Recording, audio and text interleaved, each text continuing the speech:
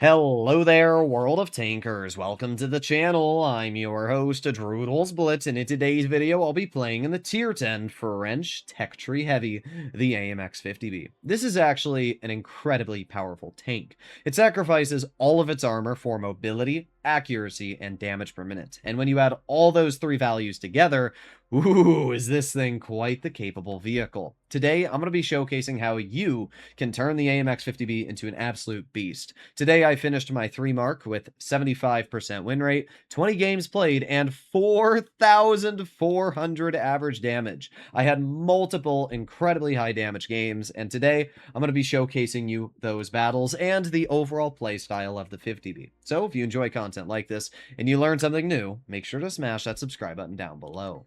Now let's start off talking about the gun. The 50B has an incredibly dangerous gun. It has 3,000 damage per minute, has great dispersion, and while the aiming time is rather mediocre, in general, as long as you get this thing aimed in, it's pretty dang good. Not to mention, it only has a 2.5 second intro clip and 415 damage per shot. So that means in 5 seconds, this tank is able to deal 1,245 damage. That is a lot of damage. It also has 10 degrees of gun depression, a top speed of 53 kilometers per hour, and a reverse of 16. Honestly, you'd think the reverse speed would be better, but it's not, which is kind of weird. It's a French tank. You'd think it would have a really good reverse gear. But yeah, either way, the 50B gun is really the major strength. And one of the best parts about the gun is the penetration. 280 on the standard is already amazing, but look at that premium pen.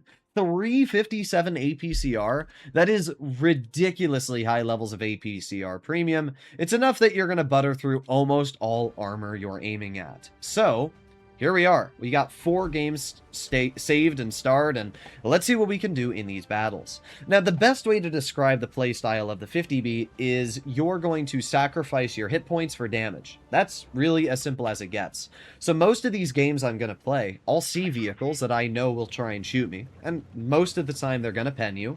But if you get hit for, let's say, 600 damage, but in return you deal 1,300, you only have to do that 3 times, you'll still have 600 health left, and you'll already be up to almost 4k. And that is why the 50B is so dangerous. It's because of that clipping potential, the amount of hit points it has to trade with, and that's about it. So we got an enemy M6 show, we got 1 shell, there you go, nice 480, get a second shell. I was trying to track him, but my shells just didn't want to, and that shell went a teeny bit too high. So unfortunately, I was not able to hit my 3rd shell into the yo. Now, right now, I know that that yo has to get out of the game, because the last thing I want is the E5 spotting me and that yo farming me hull down. So even though the E5 hits me, I don't really care. This player needs to exit my battle, so I'm going to aim in. There's 1. Nice, 430. There's 2, and boom. Just like that, we've already dealt 1,900 damage, which is kind of crazy. And now we just reload again. 13 seconds, I already have my clip back. That's what's so crazy about the 50B, is you get your shells back so fast. 20 seconds sounds like a long time until you realize that's about the same reload a 183 has. So now we got the enemy Kampfpanzer, and there's 376, and there's 392, and he bounces me. And there's 450. The hull armor of the 50B can be rather troll, and we can see that that shell on the Kampfpanzer hit the outer part of my upper plate and bounced right off. And that is where the 50B definitely has a strength. Now, the grill hasn't shot me. I've made a pretty long poke there, shot at the Kampfpanzer, so because the grill hasn't shot me, I'm assuming that he's not on this flank of the map, which means I can now get behind the enemy E5. I fire 1 shell, completely misses. That sucks. Let's fire another HE. 688, and ooh, 545. So those 2 HEs there that penned actually did about the same damage as a full clip anyway. Too bad my high explosive didn't pen the E5, but either way, E5, for some reason, decides he wants to send me, loses about 700 health because of that, almost 800, and not only that, but I still have the rear of his tank, so we load in a high explosive, dealing 591. I get another shell, unfortunately, leaves him on 2 health, so I need to use my final shell to take him out of the game. But already we're up to 5,500 damage, and all that's left is the enemy grill. So in this game, what did we do that was particularly special to the 50B? Well, first of all, we used our mobility to very quickly cross over to base A. I would not have been able to do this unless I was in a 50B. And after that, we just farmed because we had the positional superiority over the rest of my team and the enemy team. So there's 1, there's 2. And there's 3. We just got a full clip into that grill across the map, and that's where that great accuracy of the 50B comes into play. And we did just shy of 7,000 damage in this battle, sitting at 6,900. It is such a good example of where the 50B is so dangerous. I mean, our mark alone in this battle went up 5.27%, putting us up to 83%. And yeah, I mean, look at that. We completely farmed and took apart every single player on the enemy. But that's what you want to do in this vehicle. You want to be able to put yourself in a very aggressive position where you can farm and outplay the enemy. And that's where a lot of people make mistakes with this thing. A lot of people think that the 50B is like this passive heavy that you shouldn't really play super aggressive with, you shouldn't make aggressions with. That's so wrong. The reason this vehicle has mobility, the reason it has great DPM, and the reason it has a clip is so that you can use all of those combined. Like, chances are you're going to be penned, but who cares? If I have enough DPM to out-reload my enemies anyway, if I can trade, you know, half of my health for 3,000 damage, at the end of the day, that's your only job. The point of the 50B is to be a damage farmer. That's it. Your job is to farm damage. It's not to make game-winning plays. It's to suck the damage away from the enemy, and hopefully your team will win based off of that. So we've already done 800 damage into the enemy 60 TP in the crossing there. And now I'm going to make my way over towards base C. Now I got spotted. I was like, what the heck spotted me? Well, makes sense. It's a Rheinmetall Panzerwagen all the way on the far corner there. So here's the thing. The enemy Rheinmetall pushes my Sheridan with the STB and gets a shell in, but this is where we're going to, again, ruin a player's day. Get 1 shell into the STB and 2 shells into the STB, and we're not able to get the 3rd, but we still took off half of that player. I mean, we're already up to 1,700 damage at this point. That's a lot of damage. And not only that, but the enemy STB is now basically destroyed, which means I don't have to worry about them anymore. Perfect. Sheridan gets the clear on the STB. This is what I'm talking about here when I'm meaning you can play this thing aggressive, right? There's a Rheinmetall. Watch the damage. We're at 1,700. Now we're at 2,300.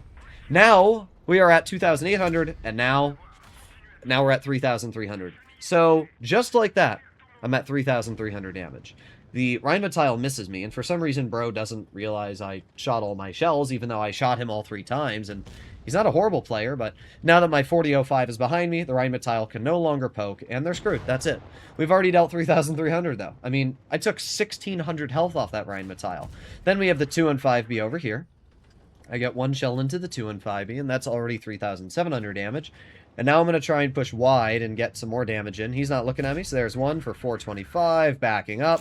There's 2, and there you go. That's 1,200 damage we've taken off the 2 and 5B. We're up to 4,500, and I'm going to let my teammate in the 4005 do his thing. But obviously, the 2 and 5B is no longer facing this way, so I'm just going to move up. I'm going to focus on the enemy 183.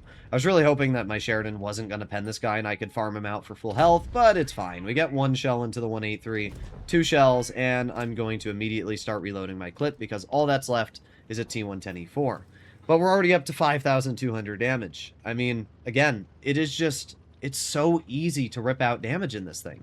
So we're going to reload for a few more seconds, and my game lagged here. I did not mean to drive this far down. It lagged. I was meaning to sit a lot further up, but I aim it on the enemy E4, get 1 tracking shell. Unfortunately, the Sheridan and the 4005 get the shots into that player, taking him out of the game. But we're not done yet. There's still a 200 health 60 TP, and I'm going to try and squeeze that kill, and there you go.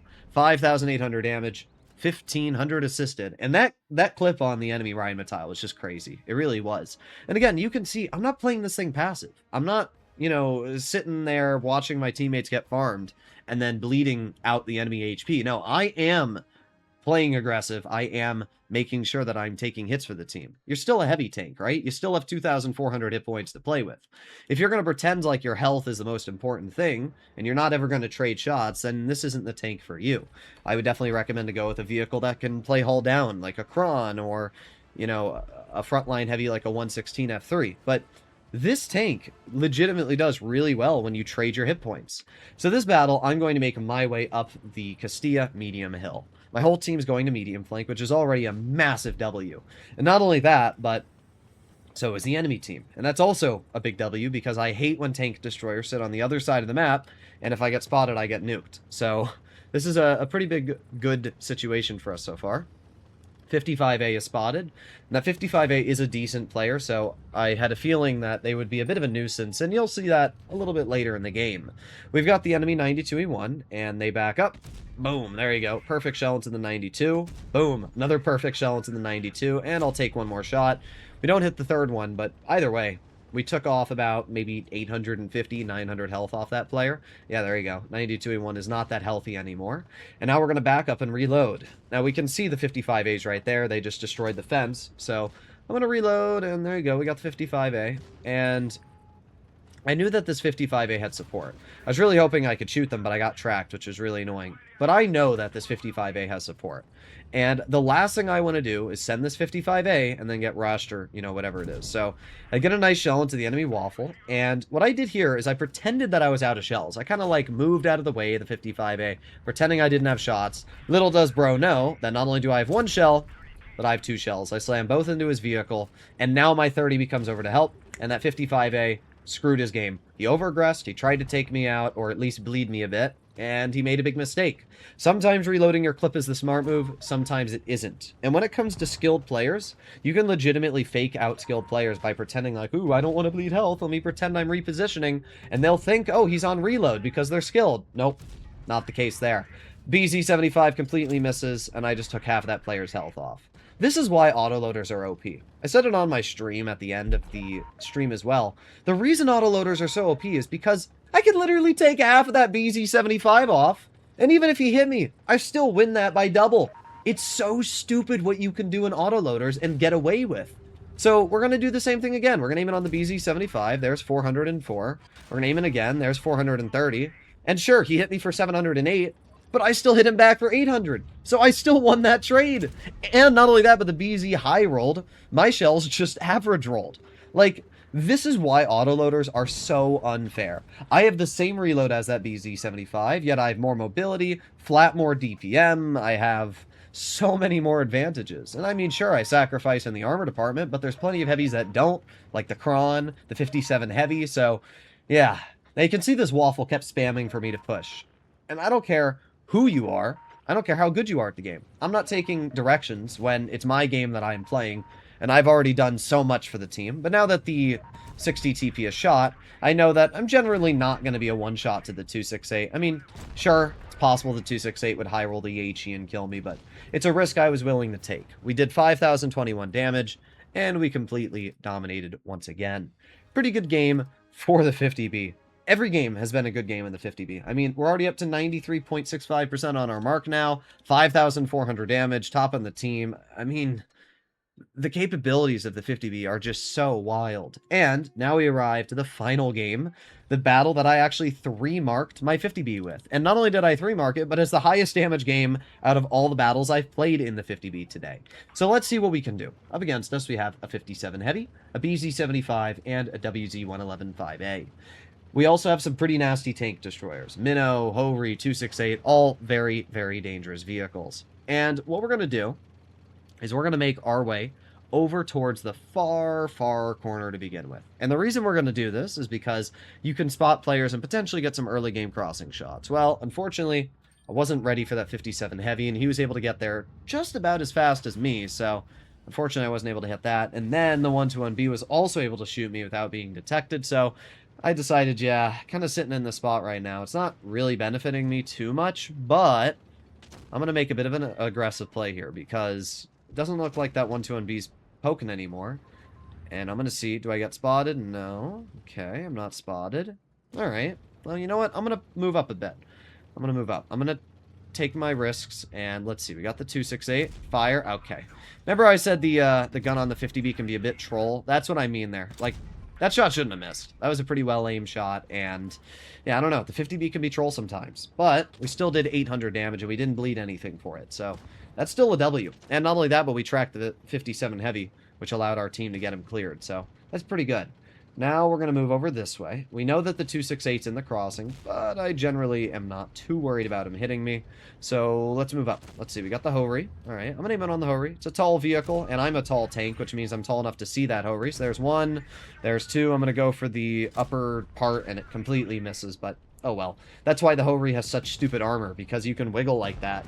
And generally, it's like a 50-50 chance whether your shell's going to pen or not. But still took 800 off the Hori, which is a big W. And we're doing okay so far. The problem is our team isn't doing great. They've already bled a lot of health.